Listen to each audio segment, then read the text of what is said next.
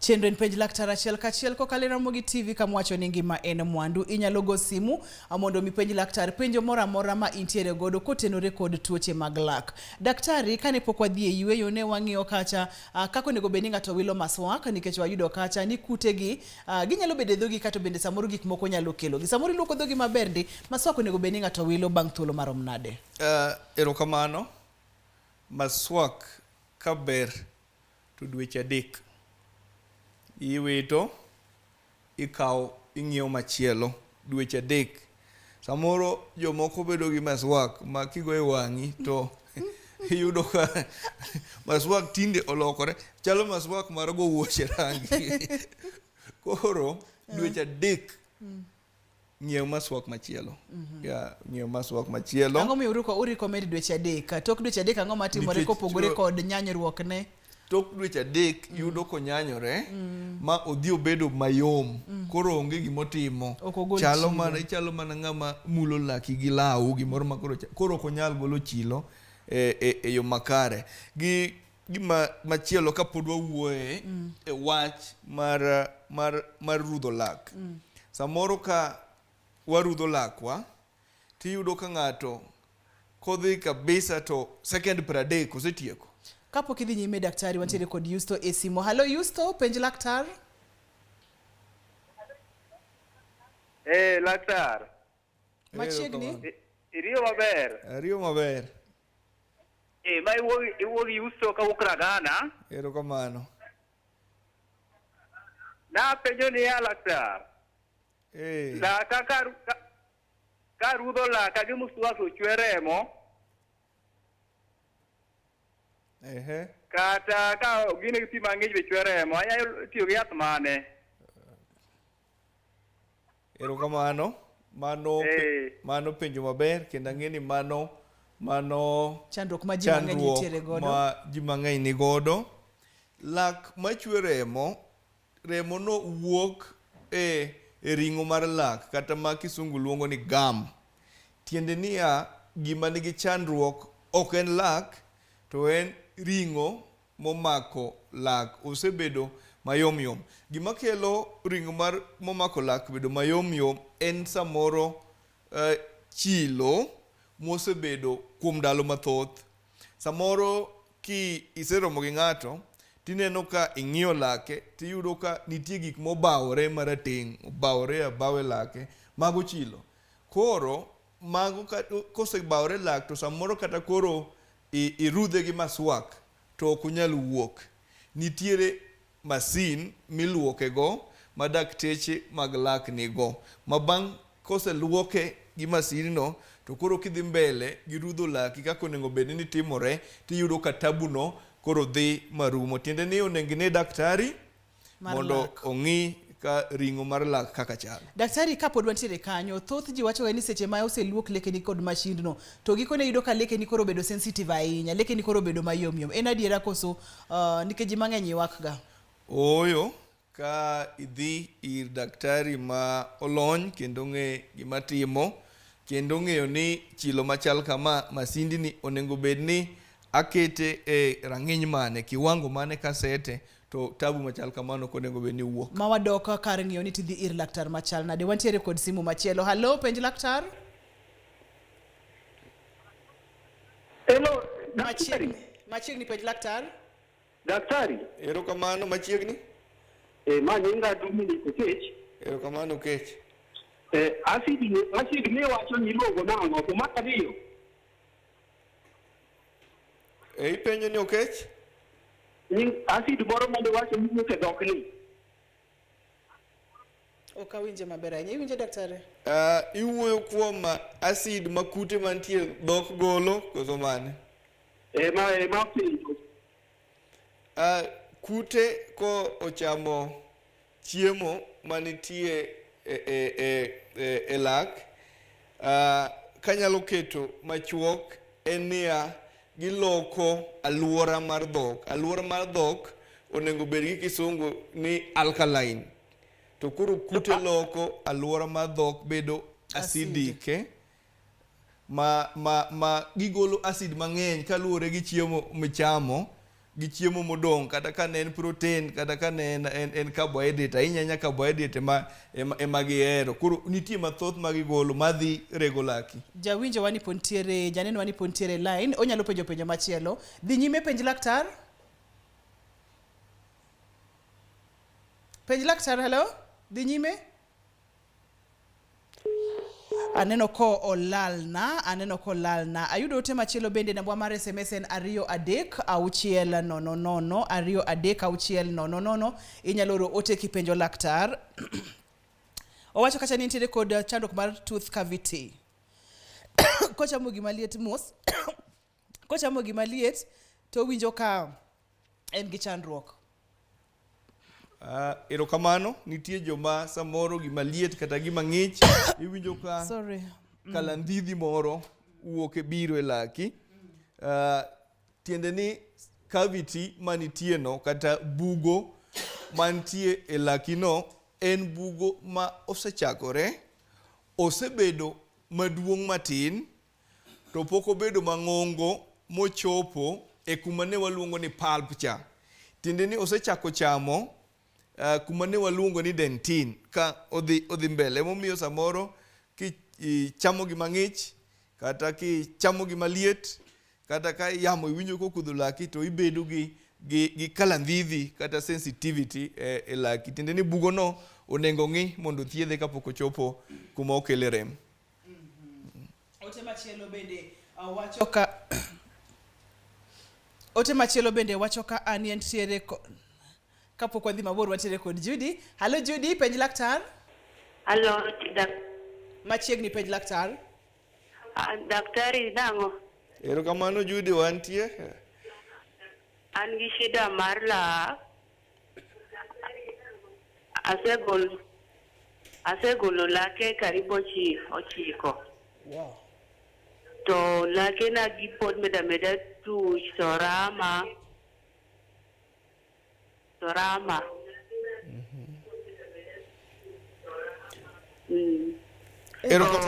gi shida maru kodu mar lep kod duonda.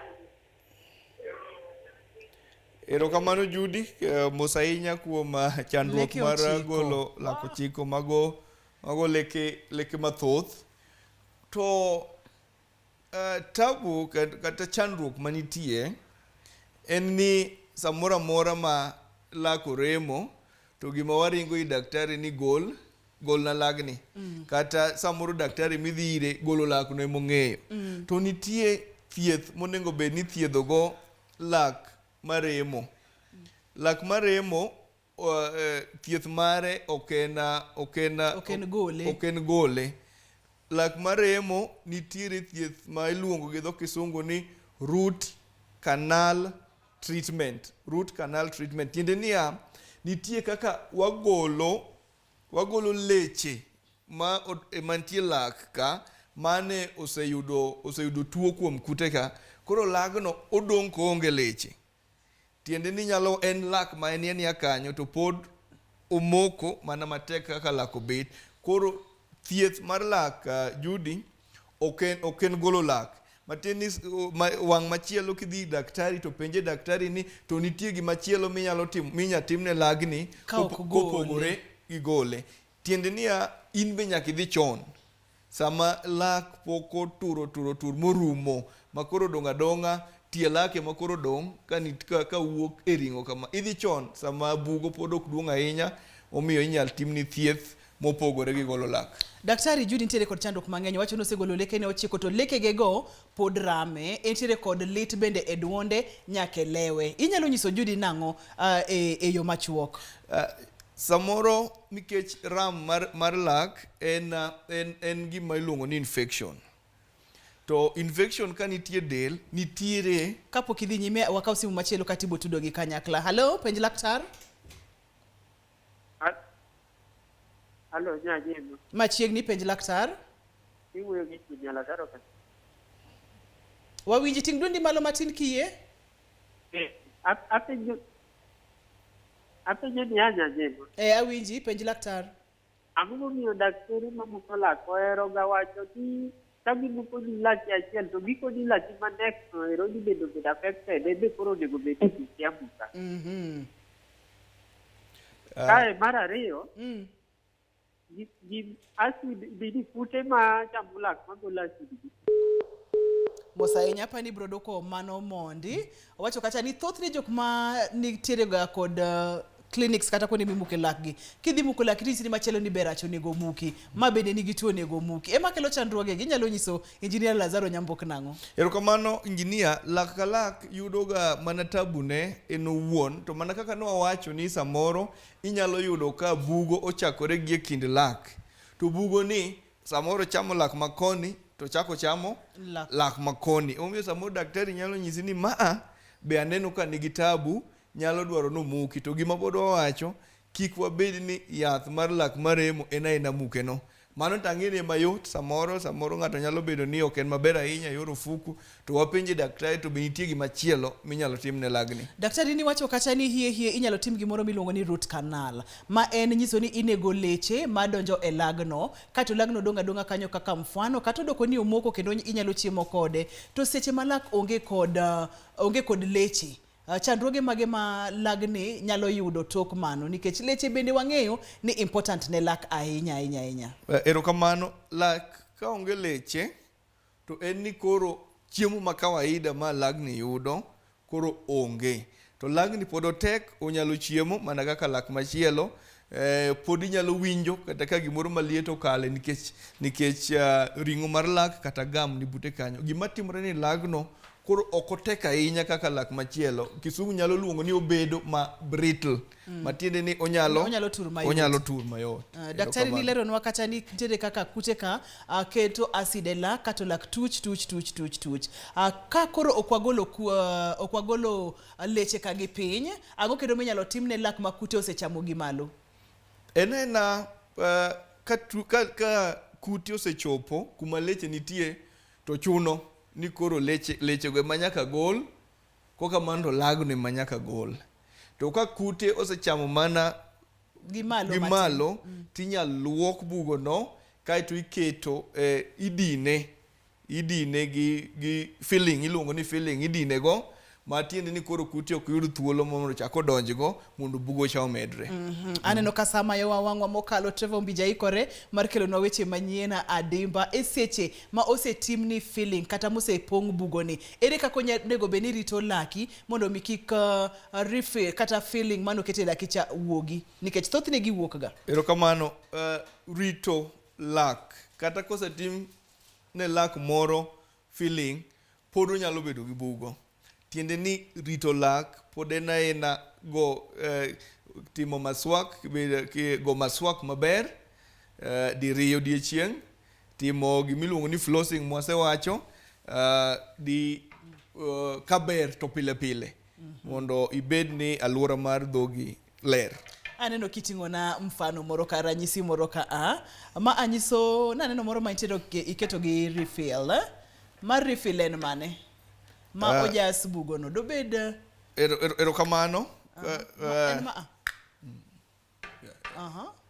Erokamano ma nyalo bedo mifano mar lak ma obedo gi bugo ineno kuma ogolo marating no, lak obedo gi bugo, odhi oluok bugo cha maber kato okete e gima muone kata filling tinde nitie marateng' no iluongo ni amalgam, nitie be marachar.